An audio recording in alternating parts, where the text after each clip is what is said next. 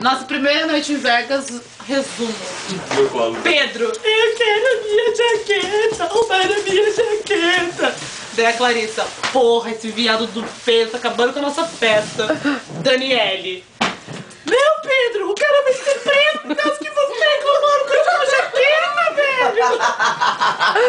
Não, o cara tá sendo preso agora, Pedro, vamos lá, pelo amor de Deus. A polícia não era polícia. Vai pra lá. No hotel, Pedro. Eu sou uma pessoa muito calma e tranquila. Pedro, relaxa, a gente compra outra jaqueta no Black Friday da Gucci. Cartão a gente cancela, Pedro. Dinheiro a gente recupera. Seu pai manda mais. E aí, nosso amigo Bruno. Pô, minha irmã não me respeita, mano. Tá pegando segurança na minha frente. Você assim como meu irmão me respeita. Eu peguei no braço dela, fez assim, ó, meu irmão me respeita. Eu quero minha jaqueta. É verdade. Na boate você tava foda, você tava assim. Pô, velho, eu quero minha jaqueta, velho. Você tava assim. Faz isso mesmo.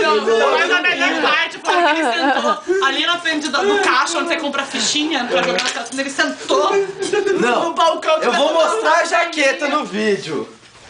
Balançou as perninhas e começou, não, Deus, que bicho aqui tem poder da Itália. Devolveram a jaqueta, Estilizada, devolveram a jaqueta, ó, devolveram a E aí aconteceu, jaqueta. a hora que ele viu lá de longe, tipo, tá chegando com a jaqueta, ele fez assim, ó.